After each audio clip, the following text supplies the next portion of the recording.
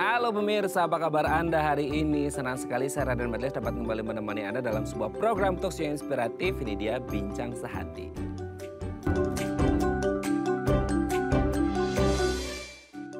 Ya pemirsa, kayaknya udah sering banget ya kita mendengar namanya penyakit hipertensi alias tekanan darting alias darah tinggi. Jadi banyak yang menghubungkan antara hipertensi ini dengan orang yang suka marah-marah. Nah, nggak tahu ya marah-marahnya ini yang menyebabkan hipertensi atau hipertensinya akhirnya membuat orang jadi sepaneng gitu ya, jadi suka marah-marah. Nah, katanya banyak orang yang kayak ada yang peduli dan nggak peduli begitu dengan hipertensi gitu ya. Maksudnya ada yang menganggap ini serius banget, tapi ada kayak oh ya udahlah itu mah normal dalam kehidupan sehari-hari kita. Padahal sebenarnya kalau tidak ditangani atau tertangani dengan baik, katanya ini bisa menyebabkan sesuatu yang sangat fatal. Bisa jadi kayak gagal jantung, gagal ginjal, bahkan stroke. Waduh, memang harus diatasi dengan baik ya. Makanya hari ini kita akan membahas bagaimana sih cara mengatasi hipertensi gitu ya supaya tidak memburuk. Nah, ngomongin tentang hipertensi, kita akan membahas terlebih dahulu ini ada beberapa mitos fakta seputar hipertensi. Kita lihat yang pertama pemirsa ya. Penyakit hipertensi itu katanya nggak terlalu berbahaya. Oke gini, karena mungkin orang berpikir bahwa hipertensi itu tidak terlalu berbahaya karena tidak ada gejala yang mungkin sangat spesifik gitu ya. Misalnya gejala yang khas bahwa ini adalah hipertensi gitu ya. Kalau mungkin ya kalau kita ngomongin ginjal gitu, oh ginjalnya ada bermasalah, urinnya warnanya seperti ini, pas lagi pipis sakit, keluar ini warnanya keruh dan lain sebagainya, itu indikasinya oke ke ginjal gitu ya. Atau kalau jantung dan lain sebagainya itu penyakit yang kayak spesifikasi untuk gejalanya jelas gitu ya. Tapi kalau kita ngomongin hipertensi kayak emang bahaya banget ya, kayaknya nggak ada gejala yang khas banget yang akhirnya kita tahu bahwa kita mengalami hipertensi, kecuali kalau kita lagi tensi ya, kita lagi ngecek tekanan darah kita baru kelihatan nih 150, oh ini berarti hipertensi. Tapi banyak orang yang bilang kayak, dok aku tuh 150 ya gitu ya, per berapa gitu ya, tapi kok nggak ngerasain apa-apa. Jadi banyak orang berpikir bahwa hipertensi itu kayaknya nggak berbahaya. Nah nanti akan kita bahas apakah hipertensi ini tidak seberbahaya itu karena tidak ada yang ngerasain bahwa mereka tuh udah nyampe batasnya gitu ya. Maksudnya kayak sampai 150, bahkan kadang-kadang 160, 170 dan mereka nggak ngerasain apa-apa ya. Oke, kita lanjut yang kedua pemirsa. Stres dapat memengaruhi hipertensi. Nah ini ya kita ngerti ya sekarang ini kan sudah WFO semua ya gitu ya. Maksudnya sudah nggak ada WFH, mungkin ada beberapa tapi sebagian besar pasti WFO.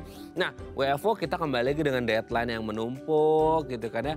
Dengan berbagai macam tugas pekerjaan yang harus diselesaikan dengan segera. Mungkin karena agak kepending kali ya selama pandemi, pekerjaan banyak kepending jadi sekarang harus diselesaikan dengan sangat banyak sekali gitu ya, dan akhirnya membuat kita stres. Nah ada yang beranggapan bahwa stres itu bisa memengaruhi kesehatan tubuh kita dan bisa berujung pada hipertensi.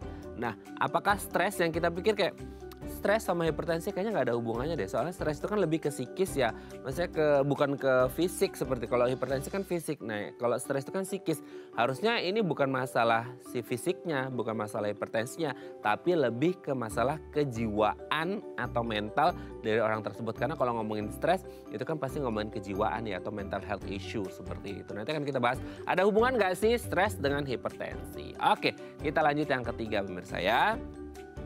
Nah ini sering banget ya, konsumsi garam berlebihan itu katanya bisa memicu hipertensi. Siapa dari Anda, ayo coba tunjuk tangan yang suka makan snack atau snacking time-nya itu diisi dengan salty-saltyan gitu ya. Yang asin-asin, yang gurih-gurih. Nah masalahnya adalah sekarang tuh banyak banget gitu ya. Tidak hanya snack-snackan tapi juga banyak gitu ya yang fast food yang rasanya pasti mengandung banyak sekali garam alias asin alias gurih seperti itu.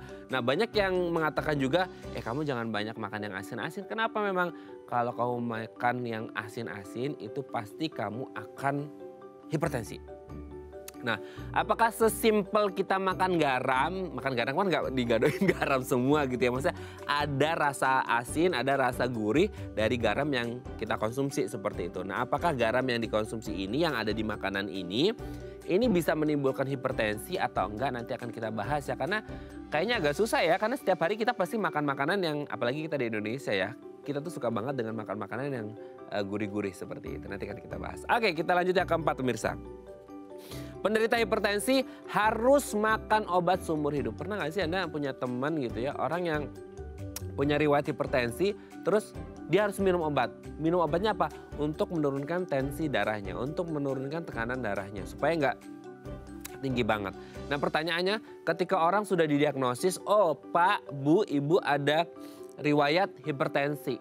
Apakah orang ini harus makan obat penurun tensi atau penurun tekanan darah seumur hidupnya? Atau sebenarnya gini, oke, minum obat ya, tapi minumnya itu pas lagi tekanan darah tinggi aja. Nggak pas, maksudnya nggak setiap hari kita harus konsumsi seperti itu. Jadi untuk mengontrol tekanan darahnya, dia harus minum ketika pas ada indikasi bahwa tekanan darahnya sudah mulai tinggi seperti itu. Nah nanti akan kita bahas ya, harus seumur hidup atau enggak. Oke, kita lihat yang terakhir pemirsa. Timun baik katanya untuk penderita hipertensi. Ada banyak sekali makanan yang sehat di luar sana. Tapi kalau kita berbicara hipertensi, mungkin Anda pernah googling gitu ya, surfing di internet dan menemukan bahwa timun itu baik untuk penderita hipertensi karena katanya bisa menurunkan tekanan darah tinggi. Nah, apakah hanya timun? Betul atau tidak? Atau mungkin ada beberapa makanan yang lain yang tidak hanya timun gitu ya, tapi juga mungkin buah-buahan atau sayuran lain yang bisa menurunkan hipertensi. Oke, itu tadi beberapa mitos fakta seputar hipertensi dan kami akan membahasnya sesaat lagi. Tetap bersama kami di Bincang Sehati.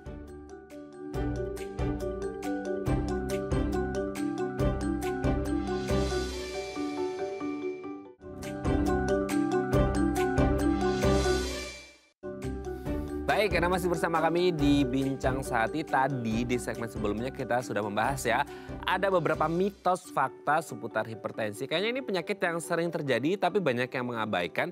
Dan banyak sekali mitos atau fakta yang kayaknya udah terlanjur nih kesebar di masyarakat kita. Dan hari ini kita akan meluruskan ya, ini benar atau enggak, supaya yang sakit hipertensi nggak nambah buruk gitu ya. Nah untuk membahasnya telah hadir bersama kami di studio Bincang Sehati ada Dr. Rinaldi Agustinus Ulaan SPJP, dokter spesialis jantung dan pembuluh darah dari Metro Hospital Cikupa. Selamat pagi Dr. Rinaldi, apa kabar dok? Pagi, sehat. Gimana sehat? Sehat juga dok. Harus sehat kalau ketemu dokter ya. Kalau ketemu dokter nggak sehat nanti diperiksa.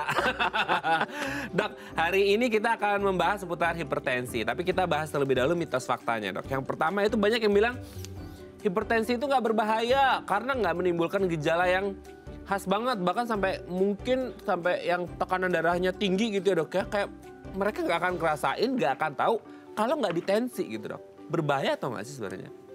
Betul, jadi hipertensi ini adalah penyakit yang jarang disadari ya. Nah di Indonesia ini kita masih konsep penyakit yang ada di masyarakat itu ya gampangnya sering kita sebut sebagai puskesmas. Pusing, keseleo, masuk angin. Kalau nggak ngerasain yang seperti itu, dianggapnya saya sehat-sehat aja, saya nggak berasa apa-apa. Karena memang kalau ditanya apa gejala khas hipertensi itu nggak ada. Salah satu-satunya cara kita untuk mendeteksi itu emang kita harus rutin mengukur tekanan darah. Karena kalau dibiarkan dalam jangka panjang, nanti akan mengakibatkan kerusakan berbagai organ. Otak, jantung, mata. Ya. Dan memang pada awalnya tidak akan ada gejala apa-apa. Nggak akan disadari gitu. Memang. Oke, jadi puskesmas ya. Iya. Ini makasih loh dokter Rinaldi, hari ini kita dapat istilah baru ya. Pusing, keseleo, masuk angin. Iya sih ini kerasa banget, kalau pusing pasti pusing banget ya. Apalagi pusing mikirin cicilan gitu ya. Waduh gitu ya, pusing banget gitu ya. Keseleo pasti kerasa, masuk angin gitu. Apalagi sekarang hujan-hujan terus ya dok ya. Oke, tapi sebenarnya tidak ada gejala yang khas itu menandakan tidak berbahaya atau bisa jadi malah berbahaya gitu. Karena jadi silent killer juga dong harusnya. Iya, justru dalam jangka panjang kalau dibiarkan tidak terkontrol, ya itu tadi akan mengakibatkan kerusakan organ. Oke ya, jadi diam-diam dia membunuh gitu ya. Iya. Diam-diam dia merusak gitu ya dok. Iya. Aduh bahaya banget sih, jahat banget ya hipertensi ya. Oke dok, kita lanjut yang kedua ya dok ya. Stres katanya bisa mempengaruhi hipertensi. Kan kadang-kadang kita pikirin gini dok ya. Untuk orang awam ya dok ya, stres itu kan mental health issue gitu ya. Jadi memang masalah kesehatan mental gitu ya, psikis, kejiwaan. Kalau hipertensi itu kan ya medically proven lah ya, maksudnya terbukti secara medis bahwa tekanan darahnya naik dengan ditensi seperti itu. Tapi ada nggak sih dok hubungan antara stres dan juga hipertensi? Ada. Jadi memang antara mental dan fisik itu kita nggak bisa pisahkan ya. Oke. Pemicunya mungkin dari ya mental, pikiran kita apa, tapi itu akan menyebabkan badan kita meningkatkan stres-stres hormon seperti adrenalin, berbagai katekolamin yang pada akhirnya akan menyebabkan pembuluh-pembuluh darah kita menjadi tegang, menciut, dan akhirnya memang akan meningkatkan tensi. Oke, makanya mungkin yang pekerja-pekerja kantoran yang stres karena deadline kerjanya banyak, suka marah-marah jadinya hipertensi ya dok. Nah, karena dari stres kerjanya gitu ya? Ya, jadi itu kadang-kadang nggak bisa dibalik. Jadi orang yang marah-marah ya biasanya mengakibatkan tekanan darahnya tinggi. Tapi bukan berarti orang hipertensi itu selalu marah-marah. Ada yang nggak marah-marah, diam-diam tapi tensinya tinggi. Tergantung masing-masing orang itu ya cara melampiaskan stresnya seperti apa ya. Ada yang marah-marah, ada yang mungkin malah jadi pendiam, menarik diri, tapi semuanya tetap bisa mengakibatkan tensinya tinggi. Bukan berarti yang pendiam itu nggak hipertensi ya, yang suka marah-marah? Belum tentu. Oke. Jadi tidak, karena di masyarakat kita banyak yang selalu berpikiran gitu ya, hipertensi itu identik dengan orang marah-marah. Atau kayak ketika ada orang marah-marah, jangan marah-marah nanti tekanan darah tinggi lu gitu ya. Enggak juga ya, seperti itu ya. Bisa jadi berbeda, bahkan pendiam pun bisa jadi darah tinggi ya. Darah tinggi emosi gitu ya, nanti bisa bahaya ya. Oke dok, kita lanjut ya. Yang ketiga nih, nah garam. Aduh, ini temennya resep gitu ya kalau bahasa Jerman ya. Itu enak banget kalau ngomongin makanan yang bergaram-garam alias asin alias gurih. Nah, banyak juga yang bilang jangan makan garam. Ya, bukan garamnya yang dimakan ya, maksudnya makanan mengandung garam bisa menyebabkan hipertensi. Betul nggak sih dok? Betul. Makanan dengan kandungan garam yang berlebihan bisa memicu hipertensi. Karena garam yang dikonsumsi secara berlebihan akan mengakibatkan badan kita nanti menahan cairan dalam badan secara berlebihan juga. Nah, cairan berlebihan yang tertahan ini akan meningkatkan volume darah, meningkatkan volume cairan dalam pembuluh darah yang akhirnya akan meningkatkan tekanan darah. Oke, makanya kalau kita makan yang asin-asin, yang bergaram-garam itu kita jadi kayak mudah aus ya dok ya? Ya, salah satu mekanisme badan kita kalau kita makan yang asin-asin, kekentalan cairan dalam pembuluh darah kita meningkat, respons badan kita untuk menurunkan kekentalannya adalah dengan asupan cairan. Tapi akhirnya volume cairan yang masuk ke dalam akan berlebih. Dan jumlah volume cairan yang berlebih dalam badan pasti akan meningkatkan tekanan darah akhirnya. Karena kerjanya harus lebih ekstra gitu ya dok ya? Iya. Oke, jadi kalau Anda suka makanan yang asin-asin bergaram-garam harus dibatasi atau dikurangi ya, sebijak-bijaknya kita gitu ya dok ya, supaya tidak mengalami hipertensi. Oke dok, yang selanjutnya katanya orang yang punya riwayat hipertensi harus makan obat seumur hidup. Nah gimana tuh dok? Betul. Oh betul. Aduh, gimana tuh dok? Ya, jadi orang yang sudah terdiagnosa hipertensi, memang pada awalnya kita akan sarankan perbaikan pola hidup. Ya, lebih rutin berolahraga, kurangi asupan garam. Tapi jika dengan itu tensinya tetap tidak terkontrol, maka kita akan mulai dengan pengobatan. Dan pengobatannya itu pasti akan berlanjut seumur hidup. Karena penyakit darah tinggi ini bukan seperti misalnya yang lagi tren sekarang, kita baru aja lewat pandemi COVID. Itu adalah virus. Badan kita kemasukan virus atau kemasukan bakteri yang menyebabkan kita jadi sakit. Kita minum obat sampai virus atau bakterinya mati dan selesai. Kayak puskesmas tadi ya dok ya? Nah, hipertensi ini bukan karena kita kemasukan virus. Ini karena regulasi pengaturan tekanan darah dalam badan kita sendiri yang udah mulai terganggu. Kerja obat adalah mengembalikan ke regulasi yang normal. Sehingga begitu kerja obat selesai, badan akan mengembalikan lagi ke Yang tinggi itu karena tadi regulasinya itu udah terganggu. Karena itu pengontrolannya otomatis dibutuhkan seumur hidup. Karena itu obat hipertensi jangan diminum hanya kalau misalnya tensi lagi tinggi aja. Atau seperti obat flu, pas lagi flu aja. Memang harus seumur hidup dan rutin. Berarti bukan pas lagi kayak pas lagi tensi kebetulan berapa gitu minum gitu. Setelah nanti tensi turun nggak minum lagi, nggak gitu ya? Berarti mau naik mau turun tetap harus minum terus? Hipertensi termasuk ke dalam yang namanya penyakit kronis. Jadi tidak pernah ada istilah orang hipertensi dan sudah sembuh. Yang ada adalah terkontrol. Terkontrolnya gimana dengan obat? Sama kayak diabetes gitu kali ya, Dok? Iya. Waduh, ya. Sama diabetes juga begitu. Diabetes juga begitu ya. Jadi benar-benar harus terkontrol banget, tidak nunggu lagi naik atau turun, entah itu tekanan darahnya ataupun gulanya gitu ya. Iya. Oke ya. Jadi kalau Anda punya riwayat hipertensi dan dikasih obat sama dokter, jangan nunggu pas lagi tinggi ya, Dok ya, untuk minum, tapi harus setiap hari ya, Dok ya? Iya. Oke, Dok, kita lihat yang terakhir. Setelah obat kita ngomongin mentimun, ketimun. Katanya bagus untuk penderita hipertensi. Betul apa enggak itu, Dok? Timun untuk penderita hipertensi termasuk jenis makanan yang disarankan ya. Karena timun itu mempunyai kandungan kalium dan magnesium yang cukup tinggi. Yang memang disarankan pada orang hipertensi sebagai pengganti dari natrium, garam. Orang hipertensi itu tidak boleh makan natrium terlalu tinggi. Tapi bukan berarti timun adalah obat hipertensi. Tapi makanan yang relatif lebih aman untuk dikonsumsi orang dengan hipertensi. Berarti kalau orang mengalami hipertensi itu ada makanan yang boleh dan tidak boleh ya, Dok ya? Iya. Gitu. Bahkan buah atau sayuran pun bisa jadi ada yang tidak boleh ya, karena bisa memicu hipertensinya gitu ya? Buah sayuran sih masih secara aman? khusus memicu tidak ada ya. Yang jelas paling ini adalah kandungan garam yang tinggi. Oke, jadi memang kandungan garam yang bisa berbahaya gitu ya, Dok ya? Iya. Oke, terjawab sudah mitos fakta seputar hipertensi, Dok. Nanti kita lanjut lagi ngomongin lebih detailnya lagi tentang hipertensi ya, Dok ya? Oke pemirsa, kalau Anda punya pertanyaan seputar tema kita hari ini, boleh ya di 021 290 3244 atau DM Instagram kami di @daifamily. Kami akan kembali saat lagi.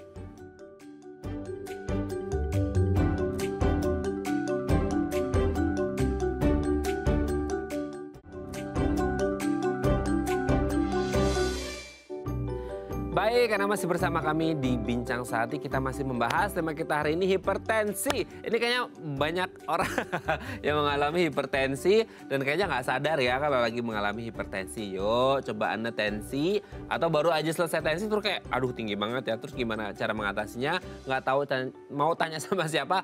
Boleh ya tanya-tanya sama dokter kita hari ini di 021 290 3244 atau DM Instagram kami di @daifamily. Kita masih bersama dengan Dr. Rinaldi Agustinus Ulaan, SPJP, dokter spesialis jantung dan pembuluh darah dari Metro Hospital Cikupa. Dok, kita lanjut lagi. Tekanan darah tinggi. Sebelum kita ngomongin tingginya, tekanan darah itu sebenarnya apa sih, Dok? Darahnya ditekan-tekan atau gimana tuh, Dok?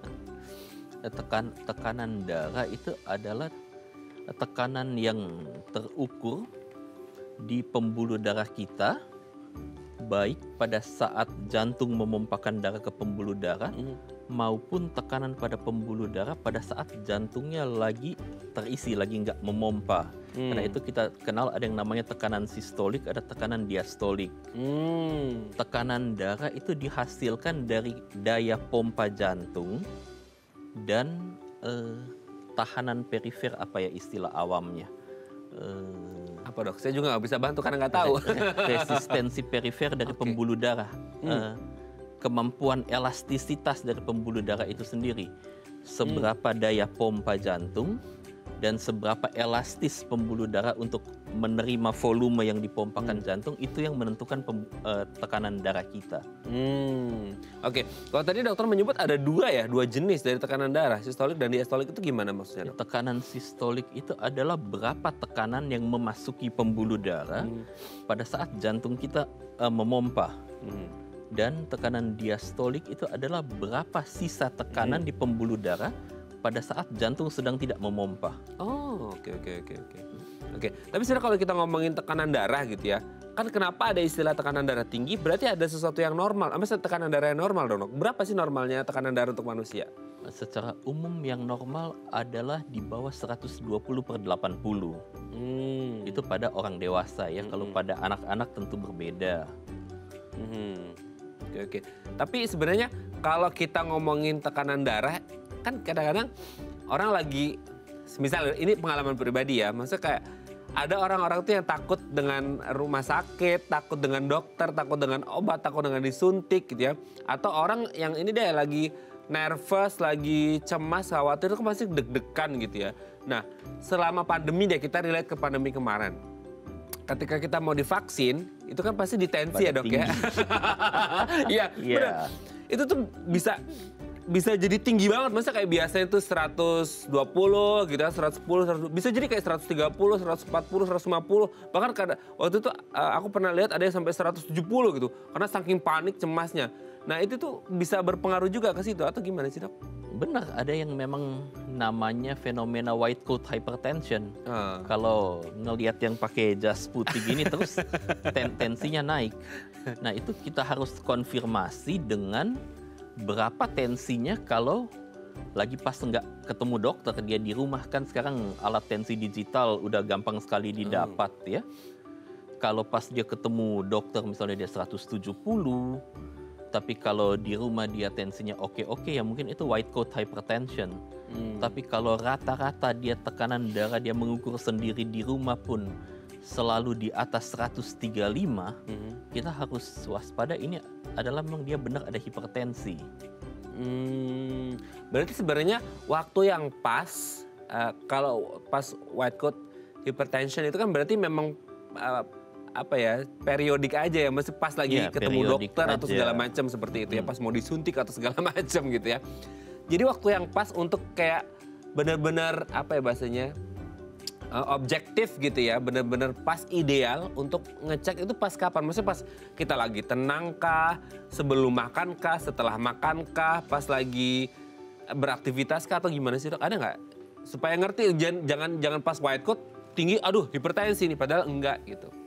Ya idealnya pada saat kita pun kunjungan ke rumah sakit misalnya, kita mengukur tekanan darah itu harus pasiennya dalam keadaan rileks. Sesudah dia beristirahat sekitar 5-10 menit, pasien yang nggak sedang habis ngopi atau habis makan berat, dia nggak habis merokok, di ruangan yang tenang, dia rileks, dan baru kita ukur tekanan darahnya. Hanya memang yang ideal seperti itu kadang-kadang agak sulit ya, karena kita di Indonesia selalu berhadapan dengan jumlah pasien yang besar. Kalau kita ragu-ragu dengan pengukuran yang di rumah sakit, kita bisa minta dia secara rutin misalnya mengukur sendiri di rumah dan dibuat catatannya. Pagi-pagi sesudah bangun tidur sebelum aktivitas misalnya berapa dia tensinya. Dan dari itu kita akan membandingkan, kalau di rumah sakit kita ukur dengan keadaan yang ideal seperti saya bilang tadi tuh, dia cukup dengan rileks, istirahat, nggak habis makan berat apa. 140/90 mengindikasikan dia memang ada darah tinggi. Dan kalau tekanan darah di rumah sistolnya rata-rata di atas 135, itu juga mengindikasikan dia udah mulai ada darah tinggi. Berarti cara ngeceknya itu kayak mungkin sekarang kita bisa beli alat yang digital itu kan ada ya dok ya, maksudnya banyak, itu bisa dicek kalau rata-rata 135 lebih ke atas, itu berarti indikasinya kayak hipertensi. Tapi misalnya itu setiap hari, sehari sekali atau gimana untuk ngecek biar taunya? Sebaiknya memang rutin diceknya, makin sering makin baik ya, tiap hari lah.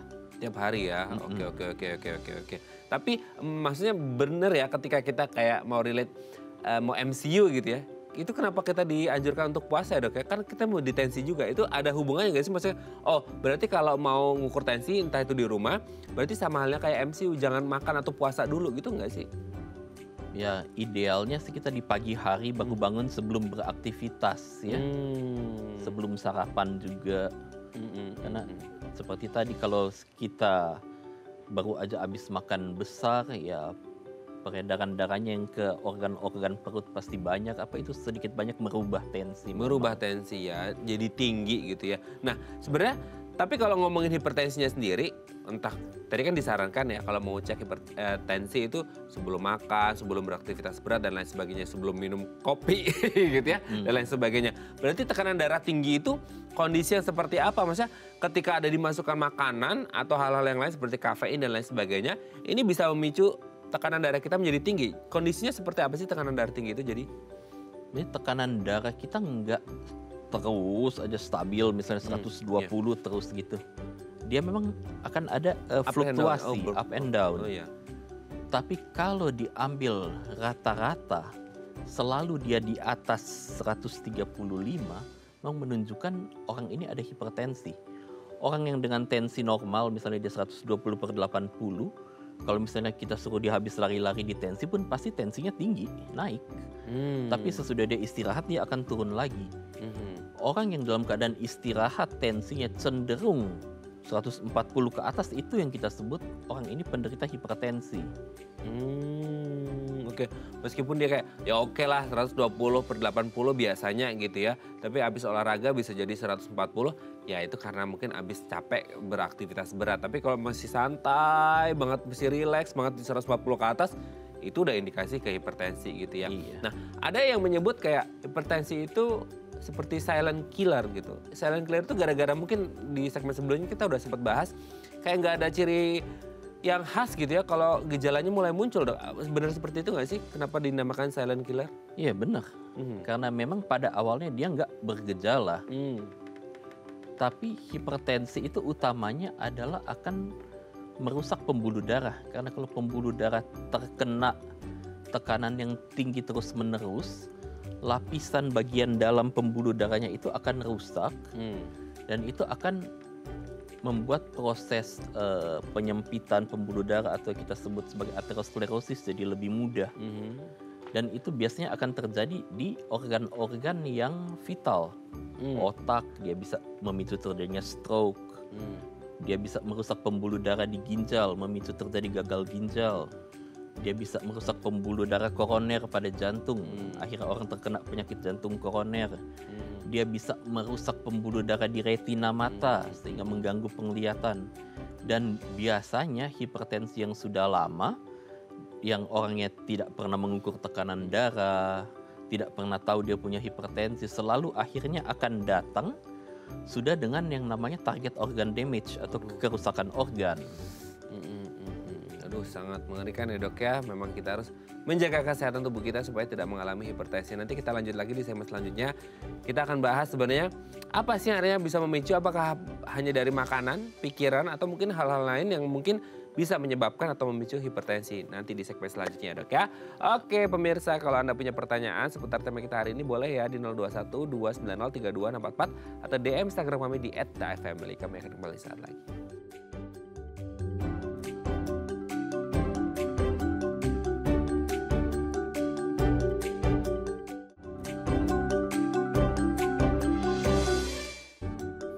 Baik, karena masih bersama kami di Bincang Sehati, kita masih membahas seputar hipertensi. Kalau Anda punya pertanyaan, boleh ya di 021 290 3244 atau DM Instagram kami di @dafamily. Kita masih bersama dengan Dr. Rinaldi Agustinus Ulaan, SPJP, dokter spesialis jantung dan pembuluh darah dari Metro Hospital Cikupa. Dok, kita lanjut lagi.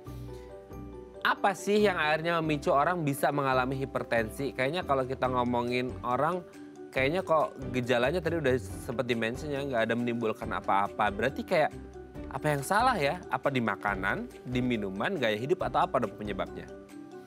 Multifaktor ya. Konsumsi makanan yang terlalu tinggi garam.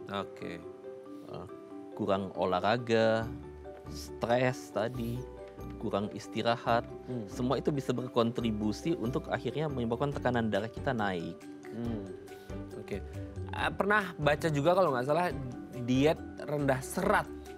Itu bisa nggak sih mempengaruhi? Karena ini juga dari makanan dong. Maksudnya ini makanan yang mungkin tidak ada hubungannya dengan garam, tapi juga bisa menyebabkan hipertensi. Gimana tuh dok? Kalau diet rendah serat ke arah hipertensi nggak terlalu ini ya. Biasanya lebih ke arah masalah pencernaan ya. Kalau yang ke hipertensi terutama diet tinggi garam, tinggi lemak. Kalau serat mungkin lebih ke ke dalam arti ya makanan yang tinggi serat, biasanya buah-buahan, sayur-sayuran. Umumnya juga itu kadar gulanya lebih rendah ya, lalu kadar lemaknya lebih rendah. Ya, memakan itu tentu akan mengurangi asupan makanan yang tinggi gula, tinggi lemak yang memang lebih memicu terjadinya hipertensi. Oke, itu dari makanan ya. Maksudnya memang kalau makanan kita bisa milih ya. Maksudnya kayak kalau mau sehat ya makan makanan yang sehat seperti itu. Tapi kalau kayak kerjaan gitu ya, pikiran orang itu kan kadangkala agak susah ya dok ya untuk mengontrol. Jadi apa dampaknya? Tadi dokter menyebut kurang istirahat itu bisa memengaruhi hipertensi. Nah kurang istirahat kan berarti identik kayak kurang tidur gitu ya. Sementara kalau kayak kita kan di Jakarta gitu ya dan sekitarnya Jabodetabek. Kayaknya berat banget ya untuk bisa tidur jam 8 malam. Kayaknya jam 8 malam masih di kereta gitu ya. Masih di jalan, masih kejebak macet seperti itu ya. Akhirnya apa? Kurang tidur gitu ya. Karena nanti jam 3, jam 4 subuh udah harus bangun lagi gitu kan. Nah seperti itu. Kenapa akhirnya kurang tidur itu bisa menyebabkan hipertensi. Ya itu kalau kita kurang istirahat, badan kita masih butuh tidur, tapi udah harus dipaksa untuk bangun.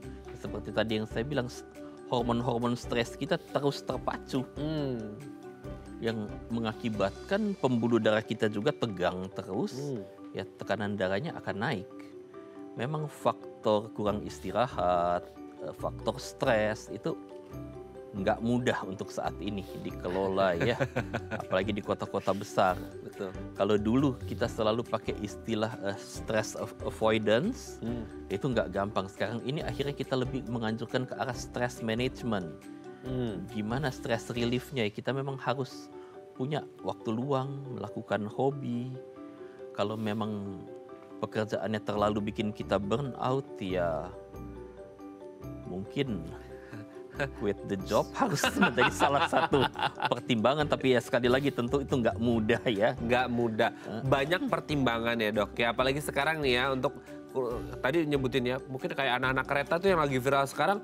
Wah harus berhenti di stasiun Manggarai gitu ya. Itu kayak wah itu udah stres bangun pagi kurang tidur lagi. Wah tidak ada teman di stasiun Manggarai katanya kan seperti itu ya. Jadi kayak waduh jangan, stres manajemennya harus bagus ya. Bukan berarti harus quitting the job ya. Tapi harus mencari jalan terbaik sebijak-bijaknya gitu ya. Jangan gara-gara kurang tidur di stasiun ini serem banget segala macam, nggak langsung menyerah. Tapi kita pikirkan jalan terbaik supaya nggak mengalami hipertensi ini gitu ya dok ya. Nah itu dari beberapa hal. Kalau dari usia dok, mungkin nggak sih kayak selama ini kan kita ngeliat kayak hipertensi itu hanya terjadi pada mungkin ya usia dewasa produktif dan lansia gitu.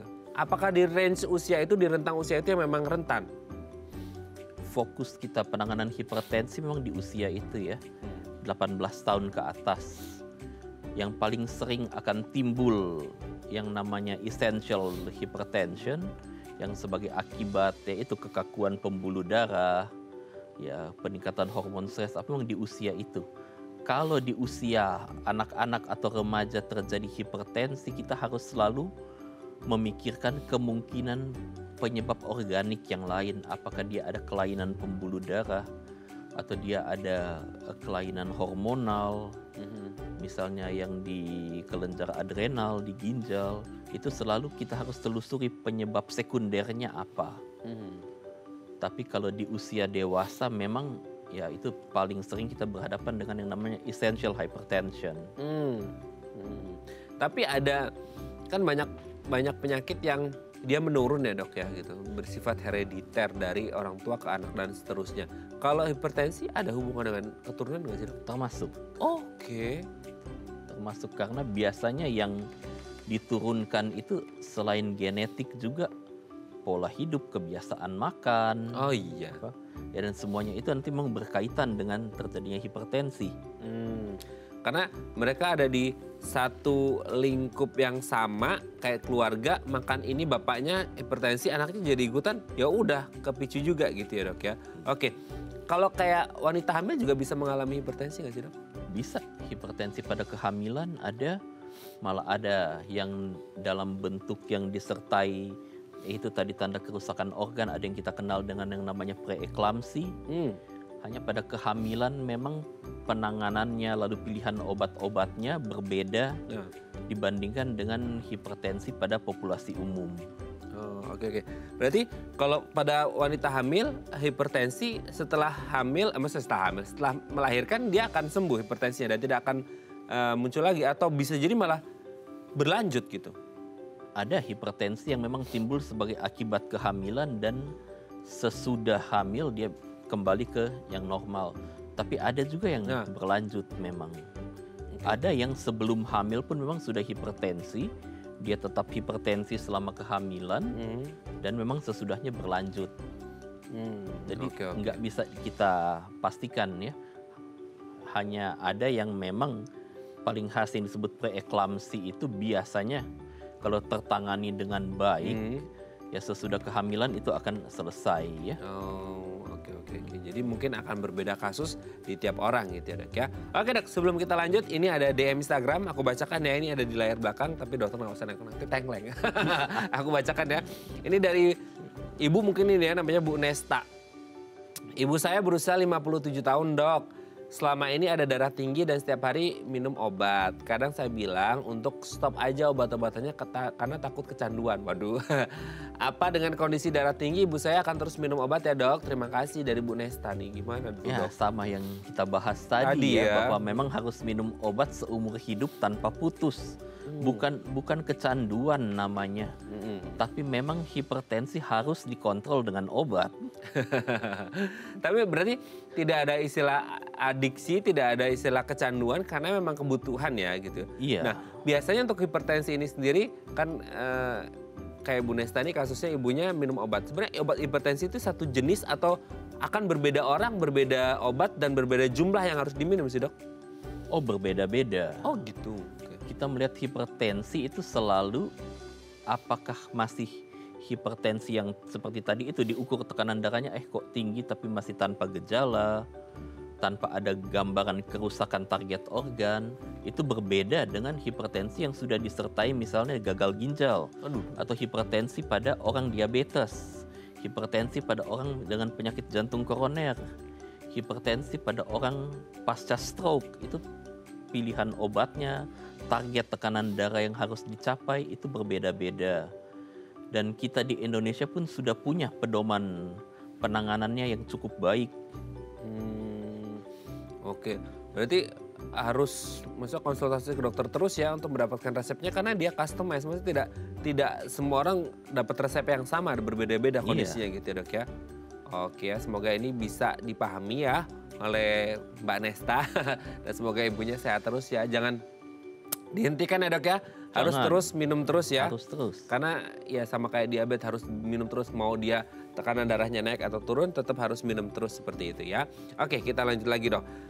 Penanganan pertama ketika orang oke nih, karena gejalanya nggak ada sih ya dok ya, jadi kayak nggak begitu kelihatan. Ketika let's say di tensi ternyata udah 150, 160 gitu. Sebelum akhirnya ke dokter bisa nggak sih atau mungkin ada hal-hal yang bisa dilakukan untuk menurunkan tensinya atau sebenarnya tetap harus ke dokter dulu atau di awal bisa ditangani sendiri dok? Biasanya itu orang akan tahu hipertensi di Indonesia yang sadar sendiri ya jumlahnya masih kecil, biasanya akan ditemukan pada saat pemeriksaan. Berdasarkan pedoman biasanya kita menganjurkan perubahan gaya hidup selama 3 bulan dulu. Lalu kita evaluasi. Tapi pada prakteknya di lapangan ya seperti tadi itu saya bilang kan, untuk saat ini yang mengatakan stress avoidance itu sangat sulit. Iya. Untuk bagaimana menemukan waktu istirahat cukup juga sulit. Termasuk gimana memperbaiki pola makan pun nggak terlalu gampang sekarang. Jadi biasanya kita akan memulai dulu dengan satu macam obat. Dan itu biasanya akan kita maintenance. Jika dengan satu macam obat belum tercapai target hipertensi, kita bisa tambahkan obat kedua. Atau kalau dia datang ke kita udah dengan keadaan yang tadi seperti saya bilang, udah ada gambaran gangguan fungsi organ, kita bisa mulai misalnya kombinasi dengan 2 macam obat. Menyesuaikan dengan keadaannya, tapi sebagian besar memang membutuhkan pengobatan ya. Hanya dengan orang yang berhasil menjaga tensi hanya dengan memperbaiki pola hidup untuk saat ini sulit sekali. Oke. Sulit sekali tapi bukan berarti tidak mungkin dong, Dok? Masih mungkin ya, 3 bulan. Tadi kan dokter Rinaldi menyebutkan 3 bulan kita lihat dulu nih gitu ya, sebelum akhirnya dikasih obat. Sebenarnya dalam waktu 3 bulan itu, let's say orang itu merubah gaya hidup deh. Udah dari gaya makan, istirahatnya. Dia jadi rajin berolahraga. Betul, olahraga, pola pikirnya, segala macamnya. Itu bisa berefek nggak sih pada hipertensinya meskipun belum minum obat, tapi ternyata selama 3 bulan itu dengan habitual action yang diubah itu bisa menurunkan hipertensi sampai seberapa jauh gitu, Dok? Bisa, kalau tensinya kembali ke tensi target yang kita inginkan, maka bisa kita lanjutkan, misalnya kita evaluasi dalam 6 bulan. Kalau masih dengan tetap baik, bisa aja misalnya memang dia tanpa obat. Oke, tadi kan kayak mentoknya di 135. Yang idealnya jangan sampai 135 dong, Dok. Maksudnya idealnya itu di mana sih, Dok? Tekanan darah saat ini kita kenal ada yang namanya tekanan darah optimal di bawah 120/80. Dan range-nya sampai yang kita katakan high normal itu adalah di 130/85. 130/85, high normal itu ya? High normal. Di atas itu sudah hipertensi. Oh, udah lampu kuning, lampu merah nanti ya gitu ya, Dok ya. Oke, Dok, nanti kita lanjut lagi ya ngobrol di segmen terakhir ya, Dok ya. Oke, pemirsa, kalau Anda masih punya pertanyaan boleh ya di 021 290 3244 atau di Instagram kami di @thefamily. Kami akan kembali saat lagi.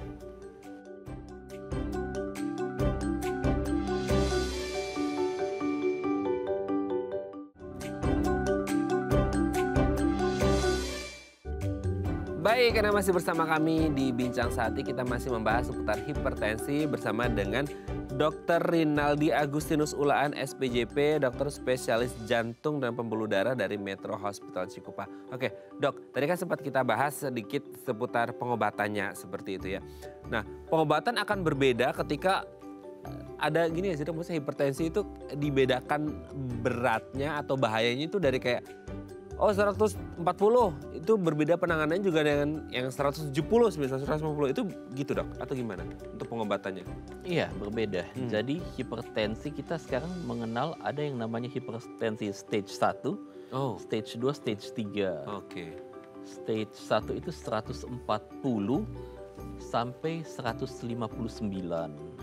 40 sampai 159. Atau diastolnya 90 sampai 99.